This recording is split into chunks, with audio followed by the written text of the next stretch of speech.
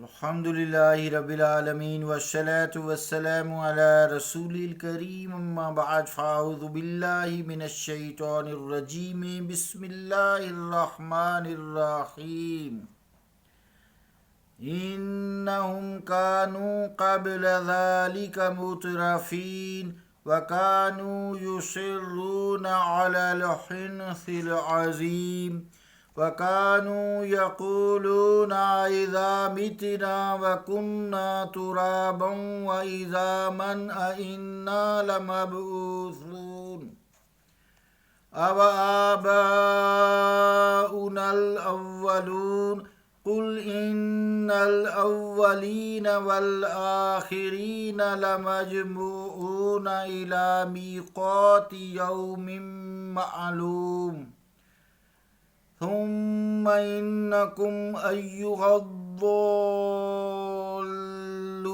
المكذبون لآكلون من شجر من زقوم فمالئون منها البطون فشاربون عليه من الحميم فشاربون شرب الہیم صدق اللہ العظیم۔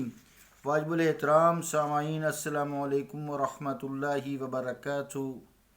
سورہ الواقعہ کی 45 سے لے کر 55 نمبر آیات تلاوت کرنے کی سعادت حاصل ہوئی۔ ان آیات کا ترجمہ سماعت فرمائیں۔ بے شک یہ لوگ پہلے بڑے خوشحال تھے اور وہ اصرار کیا کرتے تھے بڑے بھاری گناہ پر، اور کہا کرتے تھے کہ جب ہم مر جائیں گے اور مٹی اور ہڈیاں بن جائیں گے تو کیا ہم دوبارہ زندہ کیے جائیں گے؟ اور کیا ہمارے پہلے باپ دادا کو بھی زندہ کیا جائے گا؟ یہ ناممکن ہے۔ آپ فرما دیجئے بے شک اگلوں کو بھی اور پچھلوں کو بھی سب کو جمع کیا جائے گا ایک مقررہ وقت پر، ایک جانے ہوئے دن میں۔ پھر تمہیں اے گمراہ ہونے والو، اے جھٹلانے والو، حکماً کھانا پڑے گا زقوم کے درخت سے، پس تم بھرو گے اس سے اپنے پیٹوں کو، پھر پینا پڑے گا اس پر کھولتا ہوا پانی، اس طرح پیو گے جیسے پیاس کا مارا اونٹ پیتا ہے۔ اللہ کا قول سچا ہے جو بڑی ہی عظمت والا ہے۔ عزیزان گرامی قدر، قیامت کا تذکرہ ہے اور گناہ گار جو کفر کیا کرتے تھے، جنہیں بائیں ہاتھ والے سورہ واقعہ میں فرمایا گیا ہے، ان کے اس گناہ کی وجہ سے، یا ان کو جو جھلستی ہوئی لو پچھلی جو آیات تھیں اور کھولتے ہوئے پانی سے ان کی تواضع کی جائے گی اور سیاہ دھواں ان کا سایہ ہوگا۔ اور یہ کیوں ہوگا؟ اس آیت میں بتایا گیا ہے کہ وہ اس اندوناک انجام سے کیوں دوچار ہوئے۔ اس کی وجوہات ان آیات میں بیان کی جا رہی ہیں اور آخر میں اس کا انجام بھی ہے۔ ایک وجہ تو یہ بیان کی گئی ہے کہ وہ مترف تھے جو پہلی آیت میں نے بیان کی ہے، یہاں 45 نمبر، ذالک مترفین، یعنی وہ لوگ مترف تھے۔ مترف کی تشریح یوں ہے: المترف، المتعنم، المتنعم، المتوسع فی ملاذ الدنیا وشہواتہا، لسان العرب جلد 9 پیج 17۔ مراد کیا ہے کہ ان کے پاس دولت کی فراوانی تھی، دولت کثرت سے تھی، دنیا کی لذتوں اور نفس کی خواہشوں میں، چاہتوں میں اپنا وقت ضائع کیا کرتے تھے۔ انہیں کبھی خالق مالک اللہ رب العالمین یاد نہ آیا اور نہ ان کے دلوں میں کبھی حاجت مند لوگوں کی امداد کا بھی خیال آیا۔ ساری عمر انہوں نے عیش و عشرت میں گزار دی، برباد کر دی۔ ان کی تباہی کی یہ ایک وجہ ہے کہ امیر تھے، مال و دولت زیادہ تھا، ضرورت مند کی حاجت پوری نہیں کرتے تھے، اسی مال و دولت کو بجائے اللہ کی راہ میں خرچ کرنے کے اپنی عیش و عشرت پر خرچ کیا کرتے تھے۔ ان کی دوسری تباہی کی وجہ یہ تھی کہ وہ شرک پر بضد تھے، ہٹ دھرم تھے، مصر تھے، اصرار کیا کرتے تھے۔ انہیں اللہ تعالیٰ کی توحید کے روشن نشانات دکھائے گئے، لیکن وہ اپنے عقیدہ شرک پر اڑے رہے۔ اس میں انہیں توحید کی طرح طرح کی انبیاء نے نشانیاں دکھائیں، معجزات دکھائے، لیکن وہ اڑے رہے۔ وَكَانُوا يُصِرُّونَ عَلَى الْخِنْسِ الْعَظِيمِ۔